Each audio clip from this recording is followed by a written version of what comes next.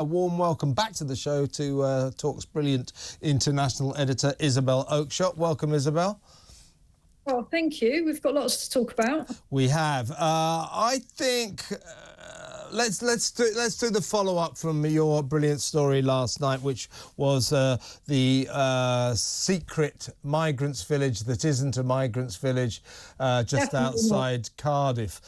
Interesting today, I found one in a neighbouring council area, a borough called the Vale of Glamorgan.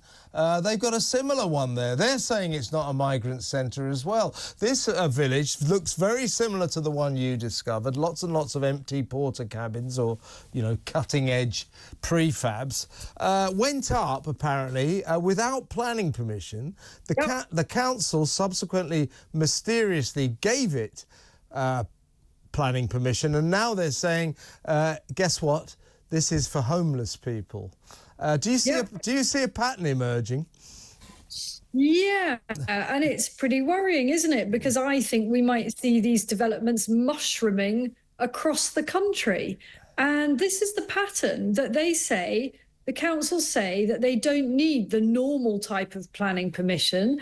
Why? Because the units that they've put up are theoretically temporary. Now, I don't think anyone who looks at the pictures of these things can really seriously think the development is temporary. I mean, it's got tarmac roads, it's got, it has a whole community centre. It's properly embedded there. And it's not as if you're just going to get a crane and lift everything off again and move it down the road. You know, this isn't a caravan site. It's something a lot more sophisticated than that.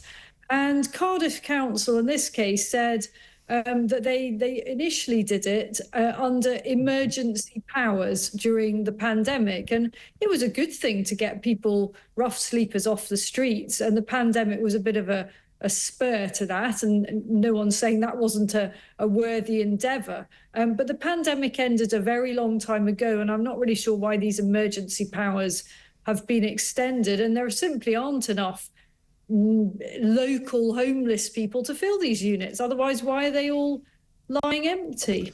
Well, just to recap for anyone who didn't see it last night, I think this is the village outside of Cardiff Council. We've been talking to about this. Ultra-modern prefabs, they're called modular living units, but they've got all mod cons. They're mostly empty. Hundreds of places for people to sleep in, but they're mostly empty, but some people are in there. Isabel's spoken to some of the residents who, shall we say, were not exactly fluent in English, which isn't to say that all the residents are foreigners, but mostly it's empty. What occurred to me, and by the way, the important thing being that about 2 miles down the road is the Copthorne Hotel, very nice lakeside 4-star hotel. You guessed it, currently completely occupied by migrants, hundreds of migrants. Why can't they come and live here? That would be a lot cheaper, wouldn't it? Rather than having these units lying empty, having been cost the local council millions of pounds over the past few years.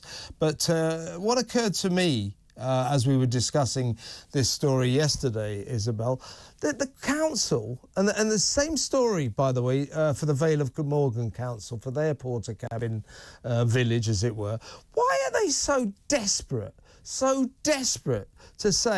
emphasise, they're not for migrants, they're not for migrants, they're not for migrants? You know, methinks they might protest too much. Well, definitely. And the reason that they are so desperate to say that is that they don't want people protesting. And, you know, it's not unreasonable for local people who are working really hard to pay for a roof over their own heads to feel pretty miffed at the idea that there's a special category of people who have everything provided for free.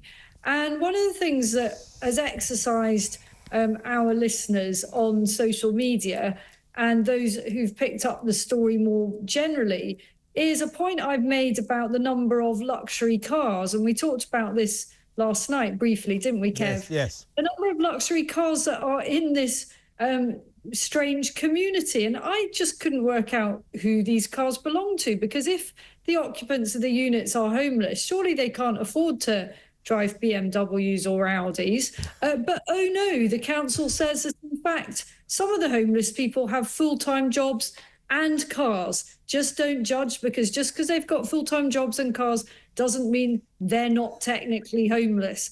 I'm really trying to get my head around that and struggling somewhat. And shall we also talk about the fact that this whole thing is a net zero experiment? So it's a green dream place, is it? Tell me more. It is a net zero experiment, this so-called temporary village. The council boasts that it is the first of its kind in Europe. And what they mean is that these units, which are supposedly sort of, you can put them up and take them down again quite easily, are all carbon neutral. So they've got heat pumps, and they've got solar panels and some rainwater collection carry on going on. And the whole thing is designed to be especially carbon neutral. So maybe that's giving you and our listeners a really warm, fuzzy feeling. That this special village reaccommodation is not only doing the right thing by way of those who can't afford a roof over their head but can afford cars, but is also doing the right thing for the environment. Well, you know, somehow that doesn't surprise me, but that would cost, of course, the local taxpayers even more money. So it's money, no object, as long as the public are paying. Thank you very much to Cardiff Council. But again, I mean, what do you think it is, just to go back, reiterate, what do you think it is that you think it's that the council fear that if they said migrants are going to move into these places, that there would be some kind, that they fear there'd be huge local protests? Is that what it is?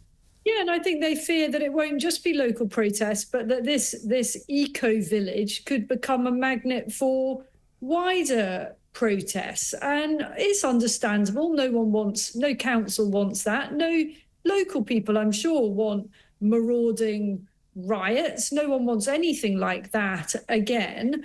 But I do think that voters deserve to be told the truth. I mean, it's the people of Cardiff and, frankly, probably more a wider area that are having to pay for this. The council did tell us that they don't get any money from central government for this initiative, which does mean a hell of a lot of local taxpayers' money has gone into the scheme.